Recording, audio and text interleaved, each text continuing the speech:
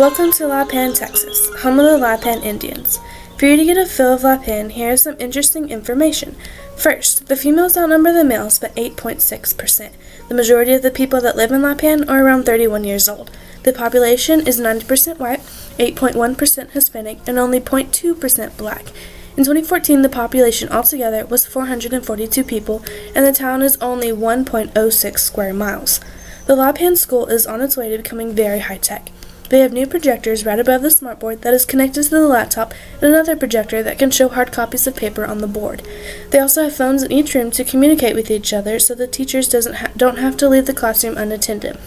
The classrooms also have large flat-screen TVs in the corner of the rooms.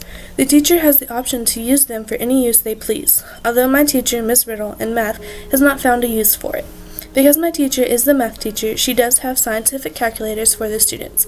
La Pan has also recently built a new junior high and high school building where now they have elementary, junior high, and high school separated by their own buildings. I met my 2D for the first time after a few trips to La Pan. Her name is JH. I asked her a few questions to try to get to know her and learned that she's actually from out of state and has only been here for 2 to 3 years. She also really enjoys to draw. I've actually seen some of her work and it is quite good. My 2D JH is a very quiet little girl. She is a drawer. She does seem to be a visual learner. At the age of 13, she does have a few problems paying attention in math, causing her not to understand as well as the other students. She is a Caucasian female with no special needs or disabilities that Miss Riddle was aware of. She does seem to be very independent from the rest of her class. This could also be affecting her learning in the classroom by poor social skills. She does seem to be very smart. She even told me she wanted to work for NASA one day. In our sessions, I tried to make it fun and engaging to maybe help her keep her mind on learning and pick up a few social skills. My 2DJH has had trouble in her previous years and even this year with math. She says she is just simply not understanding it. JH enjoys drawing and walking, and I think that if this was incorporated in the math lesson, JH might find it easier for her to comprehend. JH did say that if the lessons were made personal, that maybe that she could help understand math as well.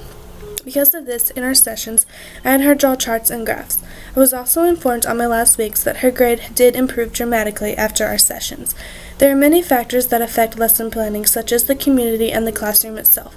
While the community should be a great place for you to get support, it can also be a distraction. The classroom itself can be a distraction. In Miss Riddle's classroom, the walls are white with some motivation posters, math-related posters, and even some sports team posters. I learned that when planning for instruction, there are things to keep in mind, such as the multiple learning styles that students have, if I am using the critical factors, and if the lesson plan will help the students better understanding. My experience at La Pan has been a marvelous one. Tutoring a student and helping her improve her grade really made me excited for my future as a teacher and coach. I can't wait for the next step in my journey.